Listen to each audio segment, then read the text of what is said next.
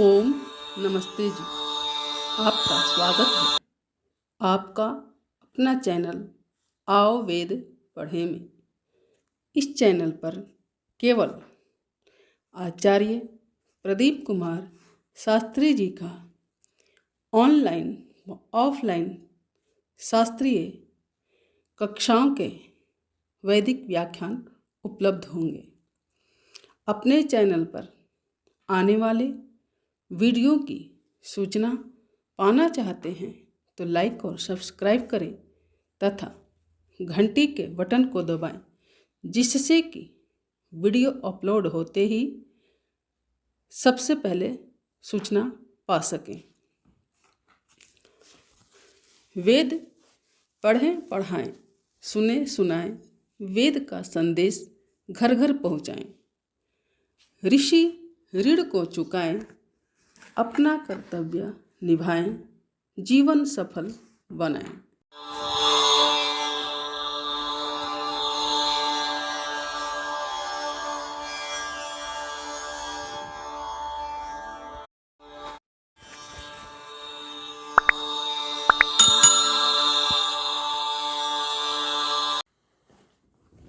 हाँ जी। ओम सहनाववतु सहनौ भुनक्तु सह वीर्यं करवावहै तेजस्विनावधीतमस्तु मा विद्विषावहै। ओम शांति शांति शांति। वेदोक्त धर्म विषय पर चर्चा चल रही है। इसके अंतर्गत कल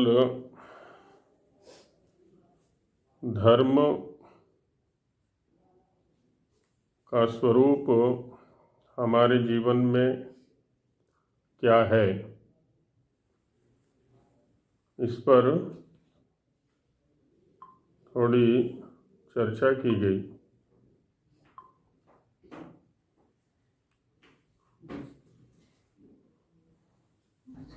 स्वामी जी महाराज ने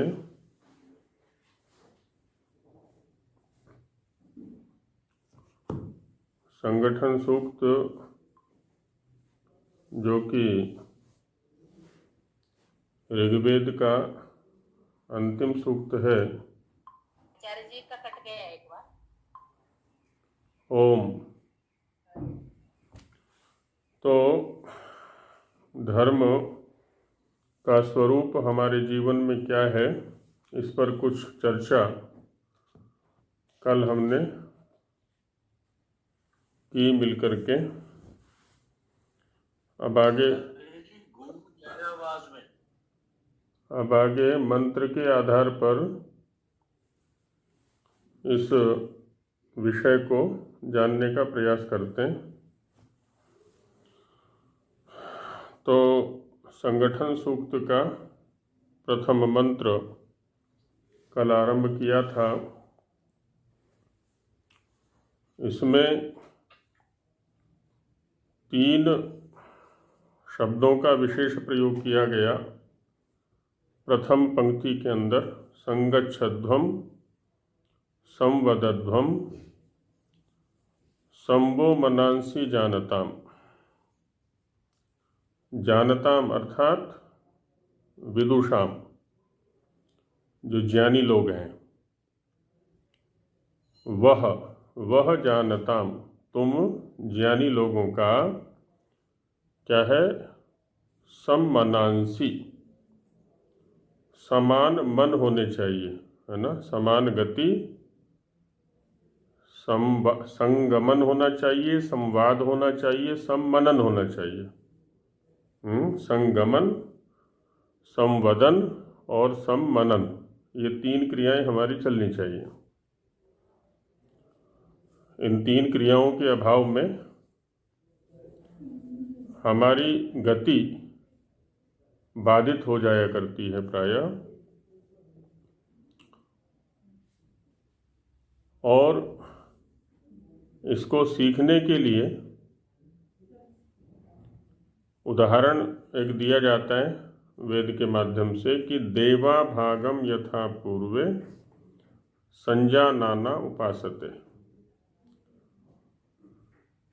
इतिहास के अंदर अथवा हमसे पूर्व, है ना, पूर्व जो शब्द है ये देश और काल दो दृष्टियों से प्रयोग में आता है।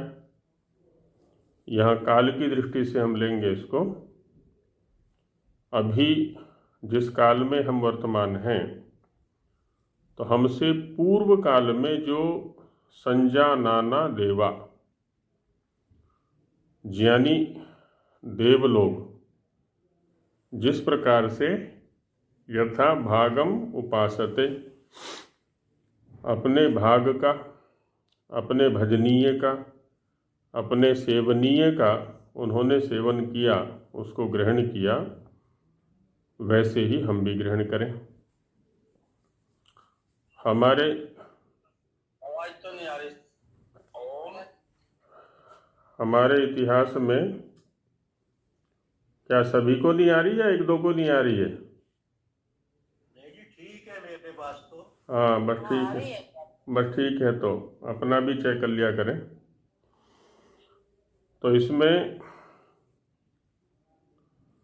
देव और असुर दोनों ही प्रकार के व्यक्ति हमारे इतिहास में मिल जाएंगे, हमारे पूर्वजों में भी मिल जाएंगे। हमसे जो पूर्व पीढ़ी है वो सब पूर्व शब्द में आ जाएगी, है ना। जिस काल में हम हैं इस समय, तो उस काल की दृष्टि से जितने भी पूर्व में लोग हो गए हैं वो सब पूर्वकालिक हो गए। और उसमें दोनों प्रकार के उदाहरण हमें मिलेंगे, एक असुर भाव वाले भी होंगे और देव भाव वाले भी होंगे। असुर हम उनको कह सकते हैं जिनमें लेने की वृत्ति होती है, देव हम उनको कहें जिनमें देने की वृत्ति होती है। देव शब्द के ऊपर पर्याप्त चिंतन पूर्व प्रकरण में कर चुके हैं वेद विषय विचार के अंतर्गत। तो हमें देवों को देखना है, असुरों को नहीं देखना है। अपने भाग को प्राप्त करने के या अपने अधिकार को प्राप्त करने के दो उदाहरण हमारे सामने हैं। एक रामायण कालिक है जो श्री राम का उदाहरण है, वो त्याग कर रहे हैं और सारी संपत्ति उनके पीछे पीछे है, और अंततः सारा राज्याधिकार उनको प्राप्त हो जाता है त्याग करते करते। वहाँ वो केवल अपने अधिकार का, अपने श्रेष्ठ लोगों की आज्ञा का पालन कर रहे हैं। दूसरी ओर महाभारत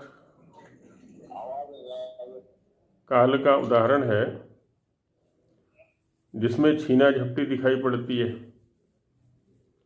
मैं लूँगा, एक दूसरे के लिए मारामारी दिखाई पड़ती है, और कितना बड़ा विनाश फिर उसमें हो जाता है। अब ये हमारे ऊपर बात है कि हम विनाश के द्वारा प्राप्त करें या त्याग के द्वारा प्राप्त करें। तो वेद यहाँ पर कह रहा है कि देवों को हम आदर्श बनाएं, असुरों को आदर्श न बनाएं। जो ज्ञानी देव हैं उनको आदर्श बनाएं, है ना। संजानाना देवा, वो हमारे आदर्श होने चाहिए। और ये आदर्श सभी कालों में हुआ करते, ऐसा नहीं कि खाली रामायण काल में ही होंगे। जब हम अपने पूर्व पुरुषों को देखते हैं तो उनमें भी दोनों प्रकार के उदाहरण मिल जाएंगे। हमें देवों का अनुकरण करना है। हमारे अंदर भी स्वयं दोनों प्रकार की वृत्तियां हैं, दैवी वृत्ति भी हैं, आसुरी वृत्ति भी हैं। तो इसमें दैवी वृत्तियों को हमें प्रोत्साहित करना है, उनको वृद्धि देना है। और जब हम संगमन, संवदन और सम्मनन ज्ञानपूर्वक करेंगे तीनों क्रियाओं को, तो निश्चित ही हम देवों की कोटि में होंगे या देवों का अनुसरण करने वाले होंगे। मंत्र यहाँ पर ये संकेत कर रहा है। स्वामी जी का जो तात्पर्य है इस मंत्र को लेकर के, उसको समझने का प्रयास करते हैं। संगच्छध्वम ईश्वरोभिवदति। अब देखिए यहाँ पर वदति नहीं है, अभी तो अभिवदति शब्द का प्रयोग किया है। अभिमुख्य वर्तते, अभिमुख होकर के बोलना। तो मध्यम पुरुष का जो प्रयोग किया जाता है ना, वो अभिमुख होकर के बोलने में किया जाता है। जब बोलने वाला और सुनने वाला आमने सामने होते हैं और ऐसी स्थिति होती है कि बोलने वाले की वाणी को सुनने वाला साक्षात सुन रहा है, तब हम मध्यम पुरुष का प्रयोग करते हैं, लोट लकार मध्यम पुरुष का। तो इसलिए कहते हैं कि अभिवदति, है ना, अभिमुख होकर के ईश्वर कह रहा है यहाँ पर कि हे मनुष्या, हे मनुष्यो, हे मननशीलो, है ना, मनुष्य माने मननशील, विचार पूर्वक चलने वाले, है ना। मनुर्भव, ये भी ईश्वर ने कहा कि पहले मननशील हो जाओ। अपना संपर्क काट करके दोबारा मिला लीजिए, और सभी को ध्वनि आ रही है। तो वीडियो भी बंद रखिए। हे मनुष्यो, मयोक्तम न्याय्यम पक्षपात रहितम सत्य लक्षणोज्ज्वलम। यहाँ पर कह रहे हैं कि मयोक्तम, मेरे द्वारा उक्त, मेरे द्वारा कहे गए। कहाँ? वेद के अंतर्गत, जो मैंने जीने के लिए निर्देश किए हैं, आज्ञाएं दी हैं। और वो कैसी हैं? न्याय्यम, न्यायोचित हैं सर्वथा, उसमें अन्याय कुछ भी नहीं है, यथार्थ है जो कुछ भी है, तात्विक है वो। और कैसा है? पक्षपात रहितम, सब कुछ पक्षपात रहित है। पक्षपात क्या होता है? किसी एक पक्ष विशेष में खड़े होकर के चिंतन करना, है ना। एक तो होता है सर्वहितकारी चिंतन, और एक होता है किसी पक्ष विशेष में खड़े होकर के चिंतन करना। तो जो पक्ष विशेष में खड़े होकर के चिंतन करते हैं, हम पक्ष विशेष के हित के लिए चिंतन करते हैं, तो वो तो पक्षपात सहित चिंतन हो जाएगा। और जब हम किसी पक्ष विशेष के साथ नहीं खड़े, अपितु सभी के हित के लिए चिंतन कर रहे हैं, तो वो हो जाता है पक्षपात रहित चिंतन। तो ईश्वर का जो वचन है, ईश्वर की जो आज्ञाएं हैं, ईश्वर का जो कथन है, वो कैसा है?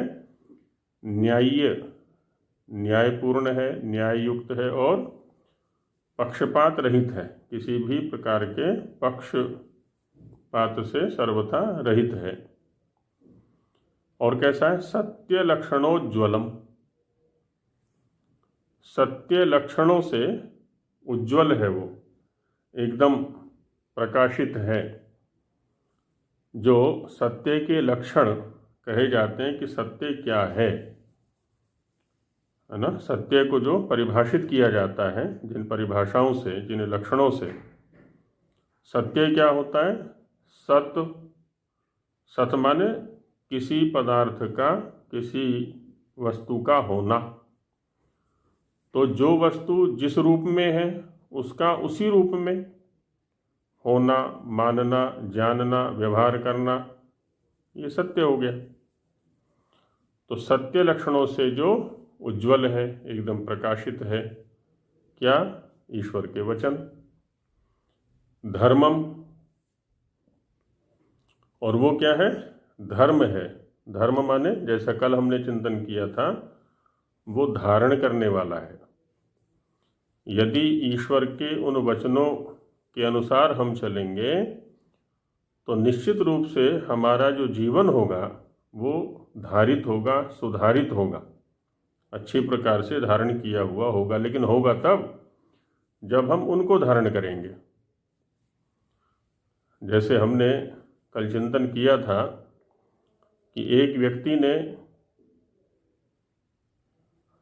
अपने आप को प्रसिद्ध किया योगी के रूप में, साधक के रूप में, तो उस साधक शब्द ने, उस योगी शब्द ने, उस आचार्य शब्द ने, उस विद्वान शब्द ने उसको धारण किया, पर क्या उस व्यक्ति ने भी उसको धारण किया?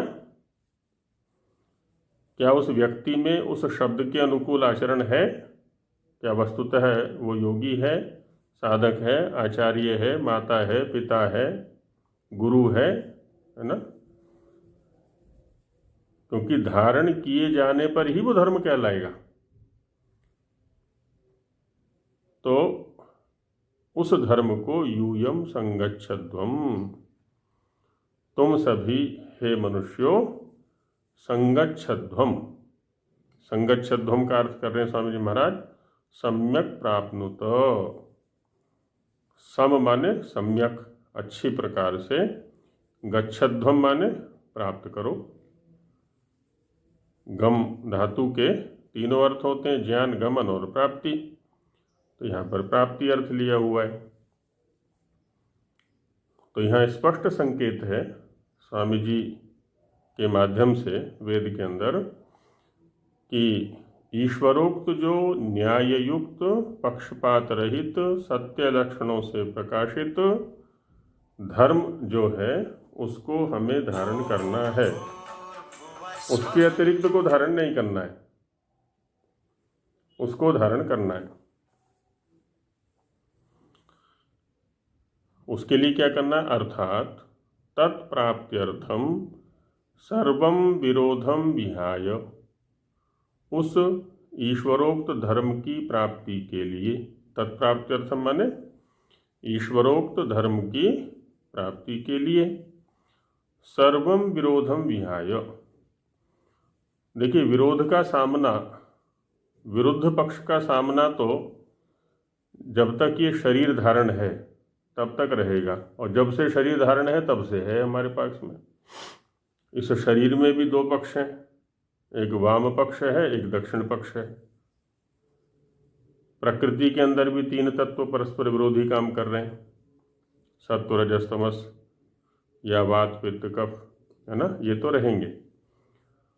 तो उसमें इन सबको साथ में लेते हुए और इस वास्तविकता को समझते हुए कि यहीं से हमारी उन्नति का मार्ग निकलेगा, तो इसमें जो विरोध पक्ष है उसको छोड़ते हुए माने उसमें संगमन, सम्मनन और संवदन का आशय लेते हुए, तभी छूटेगा वो। जब हम संगमन का आशय लेंगे, संवदन का आशय लेंगे और सम्मनन का आशय लेंगे और देवों को आदर्श बनाएंगे, तो सब विरोध छूट जाएंगे कि जैसे उन देवों ने कार्य किया था वैसे हम भी करें। विरोधम विहाय परस्परम संगता भवत, है ना, एक दूसरे के साथ में संगत हो जाओ। अथर्ववेद के तृतीय कांड में 30वें सूक्त का मंत्र है अन्यो अन्यम अभिहर्यत। एक दूसरे को चाहो, एक दूसरे की आकांक्षा करो, एक दूसरे के प्रति स्नेह सिक्त व्यवहार करो। कैसे? वत्सम जातम इवाग्न्या।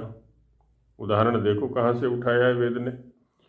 वत्सम जातम इवाग्न्या, जैसे नवजात शिशु को कोई गौ चाहती है ना। अग्न्या माने गौ, और वो गौ कैसी है? अग्न्या है। अग्न्या माने पाप शोधिनी। अग्न्या का एक अर्थ निरुक्त में अघों को दूर करने वाली, पापों को, मलों को, दोषों को दूर करने वाली, है ना, अघग्नि अर्थ भी दिया है। एक तो अहंतव्या है अग्न्या का अर्थ, जो न मारने योग्य है, हिंसा के योग्य नहीं है, और एक अग्न्या का अर्थ है अघों को दूर करने वाली। तो नवजात शिशु है और गौ जो है उसको चाट चाट के सारे मलों को दूर कर देती है। तो वही प्रवृत्ति हमारी एक दूसरे के प्रति होनी चाहिए। हम भी एक दूसरे के मलों को, दोषों को, बुराइयों को, दुखों को, कष्टों को दूर करने के लिए प्रयत्न करें।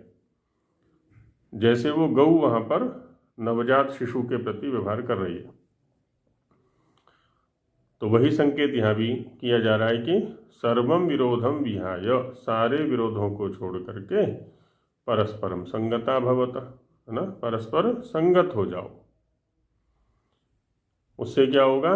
ये न युष्माकम उत्तमम सुखम सर्वदा वर्धेत। ये न, जिस कारण से, है ना, ये जो ऊपरी उक्त व्यवहार है वो कारण बनेगा, आधार बनेगा किसका? युष्माकम उत्तमम सुखम सर्वदा वर्धेत, हमारे उत्तम सुख की सर्वदा वृद्धि का। यदि हमें अपने जीवन में उत्तम सुख की सर्वदा वृद्धि चाहिए तो हमें इन कार्यों को करना पड़ेगा। वेद की आज्ञा है, ईश्वर की आज्ञा है और ऋषि का अनुमोदन है इसके लिए। तो युष्माकम उत्तमम सुखम सर्वदा वर्धेत, ये फल हो गया उसका, ये कार्य हो गया, उसका परिणाम हो गया। और सर्व दुख नाशश्च भवेत्, सभी प्रकार के दुखों का नाश हो जाएगा। हालांकि दुख तो रहते हैं, कष्ट तो रहते हैं, लेकिन सुखों की अभिवृद्धि इतनी अधिक हो जाती है कि वो दुख या क्लेश रहते हुए भी प्रभावी नहीं हो पाते हमारे ऊपर, है ना। दुख नाश से तात्पर्य यहाँ पर हो जाएगी कि वो प्रभावी नहीं होंगे। और धीरे धीरे एक स्थिति ऐसी आती है जब हम ईश्वर की आज्ञाओं के अनुकूल बर्ताव करते हैं, वेद की आज्ञाओं के अनुकूल अपने जीवन को लेकर के चलते हैं, तो वस्तुतः कष्ट बहुत दूर चले जाते हैं। जो क्लेश हैं हमारे जीवन से एकदम हट जाते हैं फिर धीरे धीरे। तो सर्व दुख नाशश्च भवेत्, ये किसका फल दिया? संगच्छध्वम का। अब संवदध्वम को लेते हैं। संवदध्वम, संगता भूत्वा, पहले तो संगत हो जाओ, एक दूसरे के साथ मिल करके रहो, मिल करके बैठो। ये जो दैनिक अग्निहोत्र है ना हमारा, मिल करके पारिवारिक स्तर पर किए जाने वाला, ये संगति का बहुत बड़ा साधन है। ऋषियों ने बड़े बुद्धिपूर्वक इसकी योजना की है। और ये जो यज्ञ है पारिवारिक स्तर पर भी है, ग्राम्य स्तर पर भी है, सामाजिक स्तर पर है ना, बड़े छोटे वैयक्तिक से आरंभ करके और राष्ट्रीय स्तर तक के यज्ञ हैं, क्योंकि हमें सभी प्रकार की संगति अपेक्षित है। दैनिक यज्ञ पति पत्नी परिवार के लोग मिलकर के करते हैं, उनमें प्रेम बढ़ेगा। पार्वण यज्ञ होते हैं जो अमावस्या या पूर्णिमा को किए जाते हैं, उन पर थोड़े और जो दूरस्थ हैं वो भी संगत हो जाते हैं। मासिक यज्ञ हैं, ऋतु संधि पर किए जाने वाले यज्ञ हैं, आगे वर्ष संधि पर किए जाने वाले यज्ञ हैं, और कालक्रम की दृष्टि से भी आगे से आगे अधिक काल में किए जाने वाले, अधिक लोगों के द्वारा किए जाने वाले, तो ऐसे बढ़ते चले जाते हैं। तो सबकी संगति वहाँ पर स्वाभाविक रूप से होती चलती है। अब यज्ञ को हटा दिया बीच में से, तो देखिए व्यक्ति से व्यक्ति दूर हो गया, पारिवारिक स्थिति रही नहीं, व्यक्ति से व्यक्ति की दूरियां बढ़ गई। अब पति पत्नी में ही संगति नहीं है, औरों की तो बात दूर है। संतान के साथ संगति नहीं है, सबको सबसे दूर कर दिया। इसलिए कह रहे महाराज यहाँ पर कि संगता भूत्वा, संगत होकर के क्या करना है? परस्परम जल्प वितंडा दि विरुद्ध वादम विहाय। सबके व्यक्तिगत जीवन है और अपनी अपनी मति भी है, अपनी अपनी बुद्धि भी है, और बुद्धि स्तर सबके अलग अलग है है ना, जो मति स्तर हैं, मनन के, चिंतन के जो स्तर हैं, वो सबके अलग अलग हैं। तो उनमें विरोध भी होगा थोड़ा बहुत। तो उस विरोध को दूर करने के लिए क्या करना है? तो कहते हैं परस्पर मिलकर के चर्चा करनी है। इसको बोलते हैं वार्ता, है ना, वार्ता करनी है। वार्ता करने के न्याय दर्शन के अंदर कई प्रकार दिए हुए हैं। तो उसमें सबसे जो बढ़िया है वो है संवाद या वाद, उसको बोल देते हैं। संवाद अथवा वाद जो परस्पर मिलकर के किया जाता है वो है किसी निर्णय पर पहुंचने के लिए, कि मेरी मति कुछ और कह रही है और सामने वाले की मति कुछ और कह रही है, दोनों के बुद्धि स्तर अलग अलग हैं, चिंतन विधाएं अलग अलग हैं। तो ऐसा करते हैं, आओ इस विषय पर मिल करके चर्चा कर लेते हैं। 2 हैं, 3 हैं, 4 हैं, जितने भी हैं, सभी लोग अपना अपना पक्ष रखते हैं कि मुझे तो ये विषय ऐसा समझ में आता है, मुझे ऐसा समझ में आता है, मुझे ऐसा समझ में आता है। और ऐसी अनेक गोष्ठियों की चर्चा चरक आदि ग्रंथों में है। वहाँ किसी विषय को लेकर के, पुनर्जन्म को लेकर के अलग अलग मंतव्य हैं। तो सारे ऋषि लोग इकट्ठे हो गए और सबने अपने अपने मंतव्य प्रस्तुत किए कि मेरा मानना ये है पुनर्जन्म के विषय में, मेरा मानना ये है, मेरा मानना ये है। और बाद में सबके मतों का संग्रह करके उनमें युक्ति पूर्वक फिर जो युक्ति युक्त पक्ष होता है उसको स्थापित कर लिया जाता है। आग्रह नहीं है कि जो मैंने रखा है वही मान्य होगा। ये होता है वाद अथवा संवाद। और जल्प में क्या होता है? रखेंगे तो सब अपना अपना पक्ष, लेकिन आग्रह ये रहेगा कि मेरा ही पक्ष माना जाए, है ना। जल्प में ये होता है कि अपनी विजय के लिए वहाँ अपने पक्ष को प्रस्तुत किया जाता है, निर्णय के लिए नहीं, सत्य पर पहुँचने के लिए नहीं, तत्व पर पहुँचने के लिए नहीं। अभी तो जो मैंने कहा है वो मान्य होना चाहिए, वो जल्प में आ जाता है। और वितंडा में क्या होता है? वितंडा में होता है कि अपना पक्ष रखा नहीं जाता और दूसरे की मानी नहीं जाती, है ना। दूसरे का पक्ष हम मानेंगे नहीं और अपना पक्ष हम रखेंगे नहीं, अपना पक्ष कुछ है ही नहीं। तो जल्प और वितंडा में क्या होता है? विवाद की वृद्धि होती है, निर्णय नहीं हुआ करता। वेद क्या कह रहा है यहाँ पर? संवदध्वम, हम संवाद करें, मिल बैठ करके, संगत होकर के चर्चा करें। इस संवाद की हमारे परिवारों में भी बहुत कमी है। हम अपनी संतानों के साथ बैठ करके संवाद नहीं करते, पति पत्नी बैठ करके संवाद नहीं करते। तो क्या होता है? विरोध बढ़ता चला जाता है, बीच में खाई बढ़ती चली जाती है, दूरियां बढ़ती चली जाती हैं। और दूरियां इतनी बढ़ती हैं कि वो संबंध विच्छेद तक पहुंच जाती हैं, यहाँ तक भी दूरियां बढ़ जाती हैं। संवाद यदि हो, है ना, विशेष कारण नहीं हुआ करते, परस्पर संवाद से उनको आराम से दूर किया जा सकता है। तो वेद की माने हम, ईश्वर की आज्ञा का पालन करें। तो वही करें यहाँ पर कि जल्प वितंडादि विरुद्धवादम विहाय, जल्प वितंडा आदि जो विरुद्ध कथन हैं एक दूसरे के, उनको छोड़ करके, एक दूसरे को पराजित करने की दृष्टि से हम चर्चा न करें, अपने आप को सामने वाले पर हावी रखने की दृष्टि से चर्चा न करें, अपितु सत्य पर पहुंचने की दृष्टि से चर्चा करें कि सत्य पक्ष क्या है, तत्व क्या है, इसमें उसको ग्रहण कर लें। फिर विहाय, उसके लिए क्या करना है? संप्रीत्या, प्रेम पूर्वक, एक दूसरे को स्नेह देते हुए। प्रश्नोत्तर विधानेन, मैंने प्रश्न किया, सामने वाले ने उत्तर दिया, युक्ति पूर्वक। सामने वाले ने प्रश्न किया, मैंने उत्तर दिया। जितने लोग भी वहाँ बैठे हुए हैं, धैर्य पूर्वक, है ना। हमारे अंदर सुनने का भी कौशल होना चाहिए, कहने का तो कौशल होना ही चाहिए, है ना, जिसको वाचन कौशल कहते हैं, कि एक एक शब्द एक एक बात हमारी एकदम स्पष्ट पहुंचनी चाहिए श्रोता तक। ये होता है वाचन कौशल। और वक्ता जो कह रहा है उसको हम धैर्यपूर्वक सुने, उसके एक एक शब्द को, उसकी एक एक बात को, वाक्य को, सिद्धांत को धैर्यपूर्वक सुने। ये होता है श्रवण कौशल।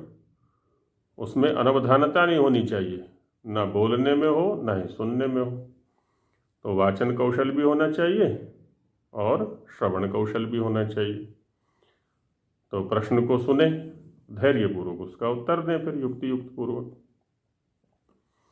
तो प्रश्नोत्तर विधानेन संवादम कुरुता। तो ऐसे संवाद करें। जब हम संवाद करेंगे एक विरोधी से, विरोधी के साथ भी, है ना, जो एक घोर विरोधी है उसके साथ भी हम बैठ करके संवाद करें तो निश्चित रूप से एक न एक दिन निर्णय निकलेगा। उससे क्या होगा तो दिखाते हैं। यतो माने जिससे, किससे, संवाद से, परस्पर चर्चा करने से, वाद करने से, जल्प वितंडा को छोड़ करके संवाद करने से क्या होगा। युष्मासु सम्यक सत्य विद्यादि उत्तम गुणाः सदा वर्धेर। संवाद करने का देखिए क्या लाभ मिलेगा हमको। नहीं तो क्या होता है, हमने कोई पुस्तक पढ़ी और हम अपने स्तर पर ही विद्वान बन बैठे कि ये तो मुझे अच्छी प्रकार से समझ में आ गई। ये समझ में आई है, ठीक से नहीं आई है, इसका पता तो तब चलेगा जब दूसरों के साथ चर्चा करेंगे, है ना। तद्विद्य संभाषा, चरक के अंदर एक प्रकरण आया हुआ है, तब तद्विद्य संभाषा कि उस विषय को जानने वालों के साथ में चर्चा करना, ये भी विद्या को ग्रहण करने का एक उपाय है। और स्वाध्याय प्रवचने च, तैत्तिरीय उपनिषद में बार बार कहा हुआ है स्वाध्याय प्रवचने च। हम स्वाध्याय करें और साथ में दूसरों के साथ में चर्चा करें, तब उसकी दृढ़ता होगी, उसकी परीक्षा होगी। तो इससे क्या लाभ हुआ। युष्मासु, तुम्हारे अंदर, सम्यक, अच्छी प्रकार से, सत्य विद्यादि उत्तम गुणा, जो सत्य विद्यादि उत्तम गुण है उनकी वृद्धि होगी सदा। ये परस्पर संवाद से होगी। तो पहले संगमन, संगच्छध्वम, संगत होने से क्या होगा, सभी सुखों की, उत्तम सुखों की वृद्धि और सभी दुखों का नाश। और संवाद से क्या होगा, सभी सत्य विद्यादि उत्तम गुणों की सदा वृद्धि होगी। ये संवाद करने का लाभ है। अब तीसरा रहा संभो मनांसी जानतम। यूयम जानन्तो विज्ञानवंतो भवत। मूर्ख नहीं रहना है, अज्ञानी नहीं रहना है ना, ज्ञानी बनना है। तो जानताम शब्द यही कह रहा है कि ज्ञानी बनो, विद्वान बनो, फिर कोई हमारा अनुचित लाभ नहीं उठा सकता जब हमें सत्य विद्याओं का ज्ञान होगा। तो यूयम जानन्तो विज्ञानवंतो भवत, तुम सभी लोग ज्ञानवान विज्ञानवान हो जाओ। और जब ज्ञानवान विज्ञानवान हो गए तो जानताम, वो ज्ञानी तुम लोगों का, युष्माकम मनांसी, वह माने युष्माकम तुम्हारे, मनांसी जो मन है, जो मननशीलता है, जो मनन शक्ति है, विचार शक्ति है, यथा ज्ञानवंती भवेयु। अब एक तो मूर्ख लोग चर्चा करें आपस में और एक ज्ञानी चर्चा करें, हैं। तो जब ज्ञानी लोग चर्चा करेंगे और अधिक ज्ञान में वृद्धि होगी। मननशीलता, जो मनन शक्ति है वो बढ़ेगी, ज्ञान युक्त होगी। तो वही कह रहे स्वामी जी महाराज, मनांसी यथा ज्ञानवंती भवेयु, तुम्हारे जो मन हैं वो ज्ञानवान होंगे। उत्तरोत्तर आगे से आगे, आगे से आगे ज्ञान में वृद्धि होती चलेगी। और साथ में देखिए और क्या कह रहे हैं स्वामी जी, केवल इतने से काम नहीं चलेगा, संगत भी होना है, संवाद भी करना है, ज्ञानी होकर के अपनी जो मनन शक्ति है उसको भी बढ़ाना है। और साथ में क्या करना है, इन सबको करते हुए सम्यक पुरुषार्थम कुरुत, इसके अनुकूल पुरुषार्थ करना है अच्छी प्रकार से। पुरुषार्थ शब्द जो है ना, एक पारिभाषिक भी है। यहाँ 4 विषय गृहीत होते हैं ना पुरुषार्थ शब्द से, धर्म, अर्थ, काम, मोक्ष। तो इस पुरुषार्थ की सिद्धि करनी है हमको, और वो ऐसी सिद्धि होगी संगत होने से, संवदन करने से और सम्मनन करने से। फिर पुरुषार्थ सिद्ध हो जाए। लक्ष्य में पुरुषार्थ को रखें, फिर कोई समस्या नहीं आएगी। इसी विषय को और खोलते हैं आगे। अर्थात ये न युष्मन मनांसी सदा आनंद युक्तानि स्युः तथा प्रयतध्वम। ये न माने जिसके द्वारा, जिससे, युष्मन मनांसी तुम सभी के मन, सदा आनंद युक्तानि आनंद से युक्त, सदा आनंद से प्रफुल्लित रहें। सुश्रुत वाले स्वस्थ की परिभाषा देते हैं, प्रसन्नात्मेंद्रिय मना, आत्मा, इंद्रिय और मन प्रसन्न हो। तो यहाँ भी वो कह रहे हैं युष्मन मनांसी सदा आनंद युक्तानि स्युः तथा प्रयतध्वम। ऐसा प्रयत्न करना है। तो ये 3 प्रयत्न अपना ले तो फिर क्या होगा, हम सदा आनंद युक्त रहेंगे। उसके लिए युष्माभिर्धर्म एव सेवनीयो ना धर्मश्च इत्यत्र दृष्टांत उच्यते। धर्म किनके पास है? देवों के पास, और अधर्म असुरों के पास। तो उदाहरण देवों का दिया जाएगा, इसलिए हम भी अपने जीवन में आदर्श देवों को बनाएं, असुरों की उपेक्षा कर दें। इसलिए कह रहे हैं कि धर्म एव सेवनीय, धर्म का ही सेवन करना है, न अधर्म, अधर्म का सेवन कभी भी नहीं करना है। तो इसके लिए दृष्टांत दिखाते हैं कि देवा भागम यथा पूर्वे, यथा जैसे, जिस प्रकार से, पूर्वे पहले वाले, कितने पहले? हमसे पहले जितने भी हो गए हैं सृष्टि के आदि से लेकर के, और हमसे पहले वाले। अब उसमें इतिहास के अंदर देख लें कि देवलोग कौन कौन से हैं, कितने हैं, उनको देख लें। यथा पूर्वे संजानाना, संजानाना माने ज्ञानी लोग, विज्ञान वाले लोग, विशिष्ट ज्ञान वाले, ये सम्यक ज्ञानवंता। संजानाना का ये अर्थ दिया जो अच्छे विवेक ज्ञान युक्त हैं। कौन? देवा। देव कौन है? विद्वांस। विद्वान कौन है? आप्ता। आप्त कौन है? पक्षपात रहिता। और वो कैसे होंगे? ईश्वर धर्मोपदेश प्रिया। अब इतनी स्पष्ट परिभाषाएं दे रहे हैं स्वामी जी महाराज हैं। ईश्वर का जो धर्मोपदेश है वो जिनको प्रिय लगता है, ईश्वर अथवा ईश्वर के उपदेश जिसके लिए हेय नहीं है अभी तो प्रिय हैं, उनको सुनकर, उनको जानकर, उनको पढ़कर, उनके अनुसार आचरण करके, है ना, जिनकी तृप्ति होती है। प्रिय माने, है ना, प्रिय तर्पणे धातु है। ईश्वर के धर्मोपदेश को जो तृप्ति का साधन समझते हैं कि बस इसी से तृप्ति होती है मेरी, तो और किसी से तृप्ति नहीं होती, ऐसे जो पक्षपात रहित आप्त विद्वान देवलोग हैं वो जैसे थे, आसन, आसन माने वो जैसे थे, वैसा ही हम भी बनने का प्रयास करें। तो श्रेष्ठों का अनुकरण करें, निकृष्टों का नहीं, लुटेरों का नहीं, दस्युओं का नहीं, चरित्रहीनों का नहीं, व्यभिचारियों का नहीं, है ना, इनका अनुकरण हम ना करें। अधार्मिकों का अनुकरण हम ना करें। अधार्मिक व्यक्ति संभव है आरंभ में संपन्न सा दिखाई पड़े, सुखी सा दिखाई पड़े,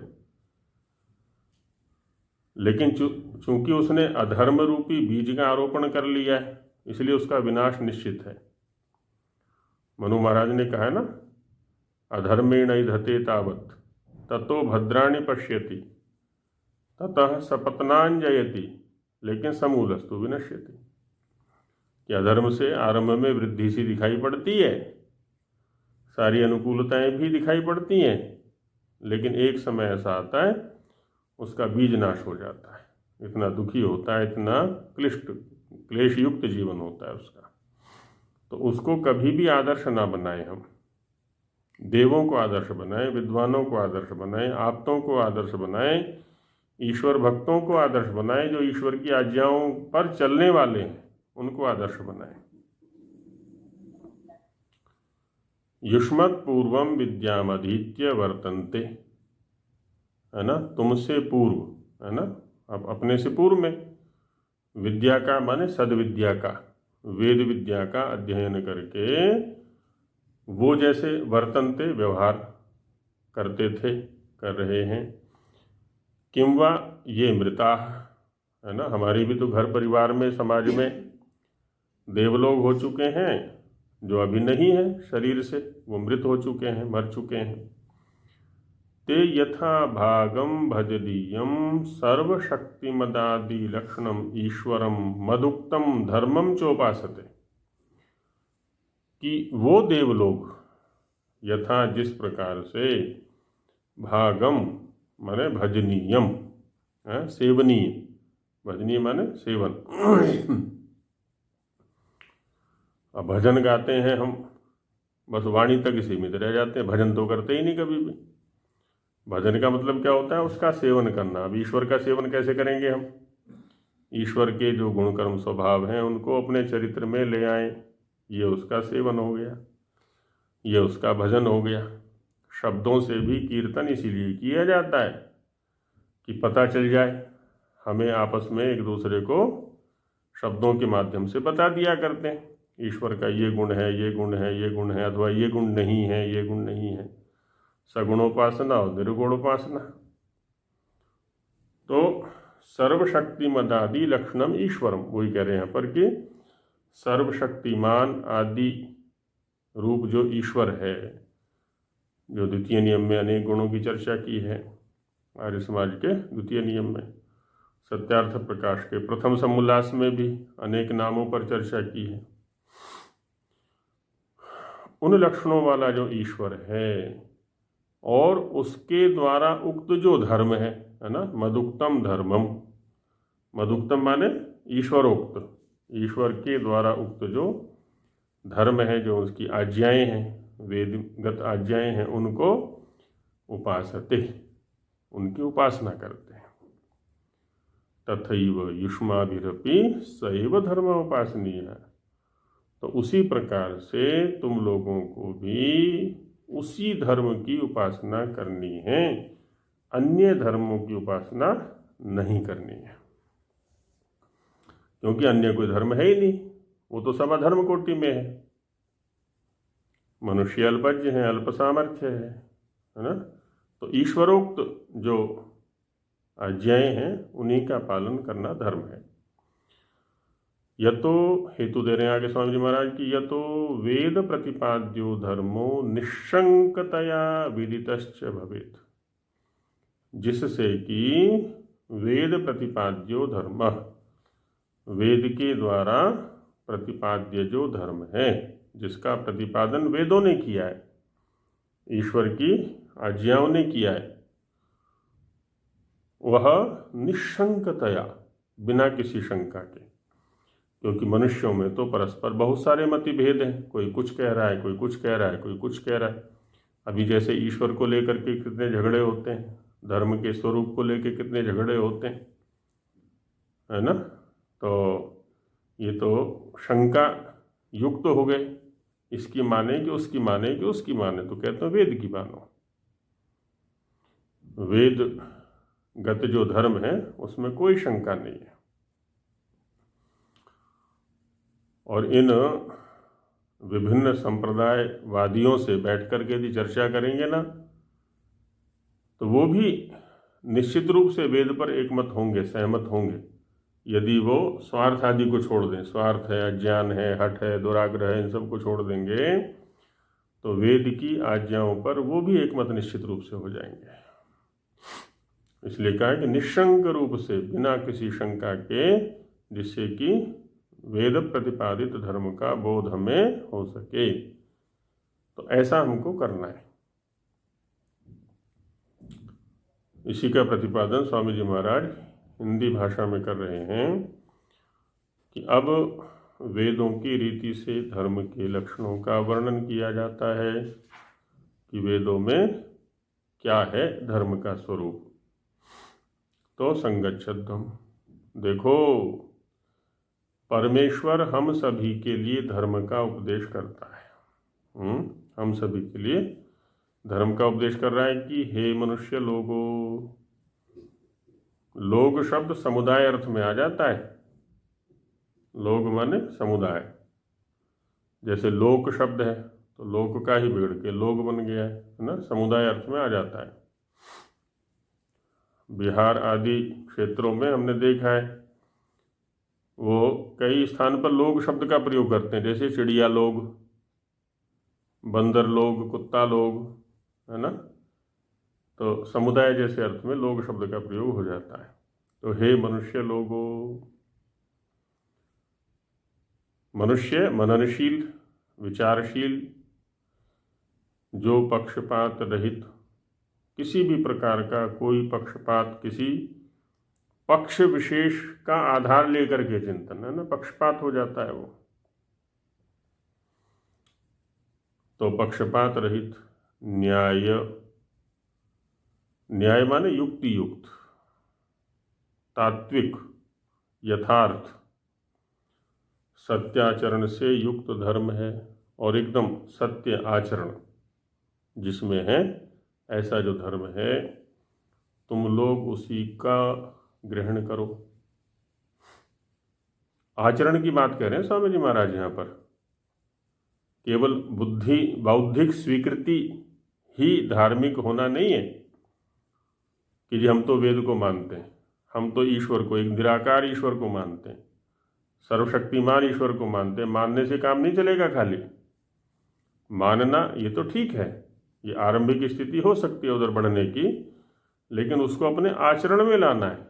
मानने का मतलब करना ही तो होता है। बौद्धिक स्तर पर स्वीकृति, मानने का मतलब होता है मानसिक या बौद्धिक स्तर पर स्वीकृति कि ठीक है हम मानते हैं आपकी बात। अब आवश्यक नहीं है कि जो माना है उसके अनुकूल आचरण भी होगा, लेकिन ज्ञान की जो परिणति है वो ज्ञान के अनुकूल आचरण पर पहुंचने पर होती है, उसको व्यवहार में लाने पर होती है। तो सत्याचरण से युक्त धर्म है, तुम लोग उसी को ग्रहण करो, है ना। पहले वेद को पढ़ो, वेदों को समझो, वेदों का मनन चिंतन करो और उनके अनुकूल आचरण करो। तो उसी को ग्रहण करो से तात्पर्य ये हो गया। क्या है? उससे विपरीत कभी मत चलो। समश्रुते न गमीमहि माँ श्रुते न विराधिषि। अथर्ववेद कह रहा है यहाँ पर, प्रथम मंडल का प्रथम सूक्त का ही चतुर्थ मंत्र है कि हम श्रुति के अनुसार चलें, वेद के अनुसार चलें, उससे विपरीत ना चलें कभी भी।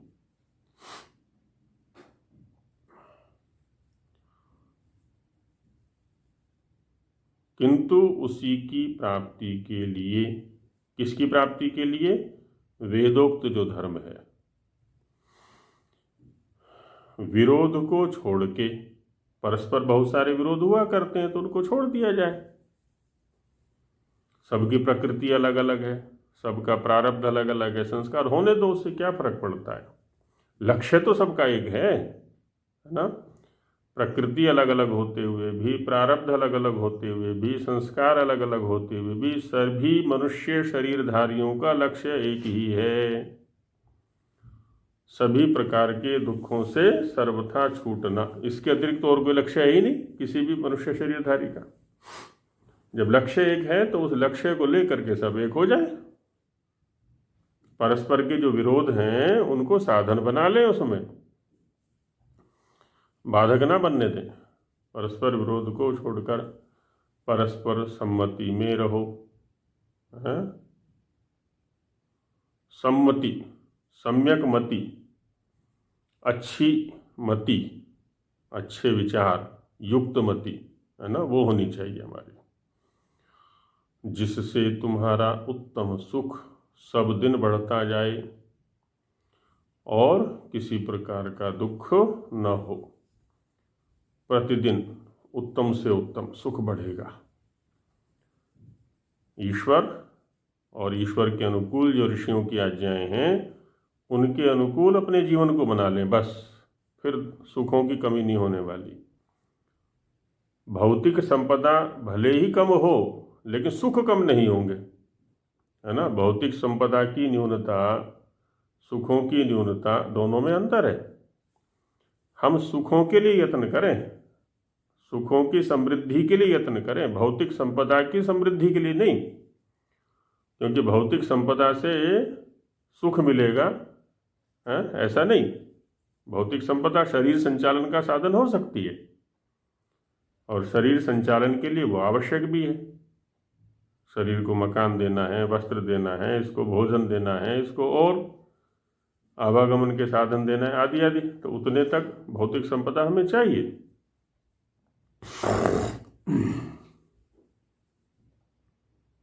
प्राप्ति, हाँ, जिससे तुम्हारा उत्तम सुख सब दिन बढ़ता जाए और किसी प्रकार का दुख न हो।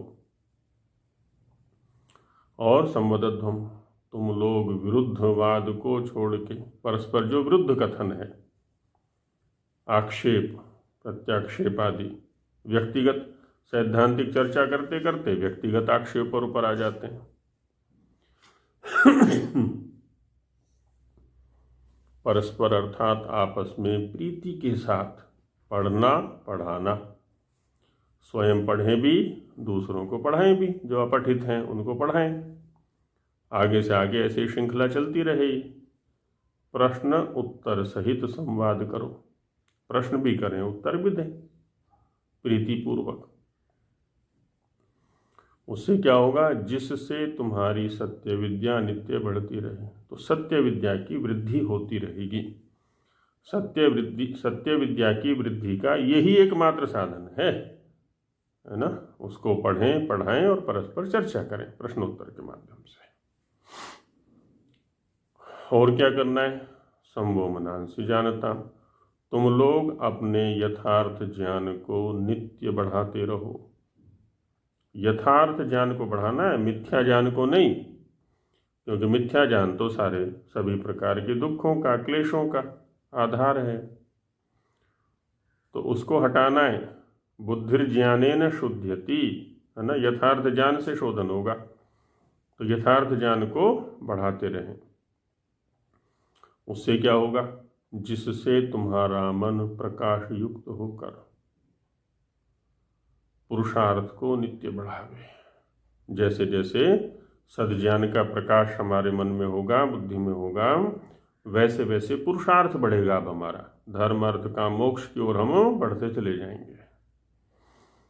जिससे तुम लोग ज्ञानी होके नित्य आनंद में बने रहो। और उससे उसका फल क्या मिलेगा, फिर हमें ज्ञान बढ़ेगा तो आनंद बढ़ेगा। बस आनंद की प्राप्ति के लिए ही तो सारी गतिविधियां हैं, सारी चेष्टाएं हैं, सारी क्रियाएं हम कर रहे हैं। और तुम लोगों को धर्म का ही सेवन करना चाहिए, अधर्म का नहीं। कभी भी अधर्म के पक्षपाती न बने हम। भौतिक कितनी भी बड़ी उपलब्धि क्यों ना हो रही हो, लेकिन अधर्म का साथ नहीं देना है, अधर्म का आश्रय नहीं करना है।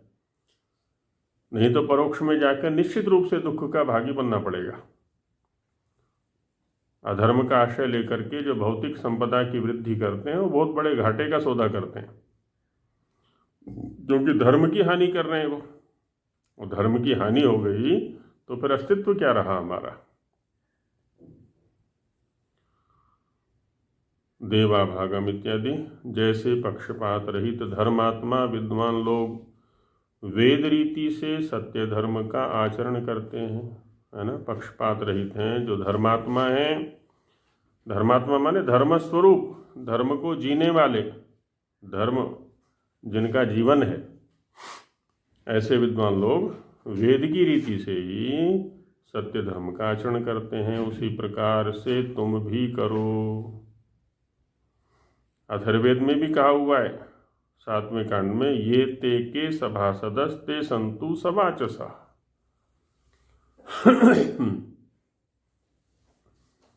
और विद्वद्भिः सेवितः सद्भिर् नित्यम अद्वेषरागिभिः हृदयेनाभ्यनुज्ञातो यो धर्मस्तम निबोधता।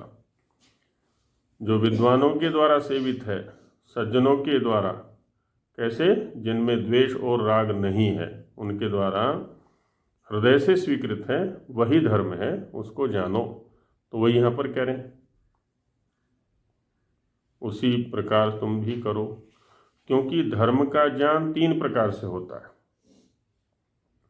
मनु महाराज ने कहा है ना, वेद स्मृति सदाचार स्वस्य च प्रियमात्मन। 3 आधार बताए, एक तो वेद, दूसरा स्मृति सदाचार, और तीसरा है स्वस्य च प्रियमात्मना। एतत् चतुर्विधम प्राहु साक्षात धर्म से लक्षणम। तो उसी को कह रहे हैं यहाँ पर, एक तो धर्मात्मा विद्वानों की शिक्षा, ये क्या है? स्मृति सदाचार, जो धर्मात्मा विद्वानों की शिक्षाएं हैं। दूसरा आत्मा की शुद्धि और सत्य को जानने की इच्छा, ये क्या हुआ? स्वस्य च प्रियमात्मना, है ना। एक तो हो गया स्मृति सदाचार, मनवादी स्मृतियों का अध्ययन करें, और जो महापुरुष हैं उनके जीवन चरित्रों को पढ़ें।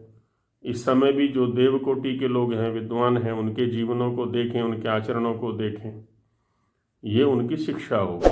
दूसरा, आत्मा की शुद्धि और सत्य को जानने की इच्छा के लिए निरंतर प्रयत्नशील रहे हम। और तीसरा क्या है? तीसरा, परमेश्वर की कही वेद विद्या को जानने से ही, तो परमेश्वर की कही वेद विद्या, ये क्या हो गया? वेद, ये 3 साधन हो गए। तो इन सब को जानने से ही क्या होगा? मनुष्यों को सत्य असत्य का यथावत बोध होता है। सत्य क्या है, असत्य क्या है, ठीक क्या है, गलत क्या है, तभी बोध होगा। केवल अपने स्तर पर रह जाएगा कोई व्यक्ति, है ना, तो वैसा नहीं होगा। तो ये 3 साधन हैं, अन्यथा नहीं, है ना, और कोई साधन इसका नहीं है। तो इस प्रकार से ये हमारी उन्नति के साधन इस मंत्र में बताए, तो ये हमारे जीवन में आना चाहिए। अब आगे चर्चा कल करेंगे, समय हो गया है। ओम सहना भवतु सहनो भुनक्तु सह वीर्यं करवावहै तेजस्विनावधीतमस्तु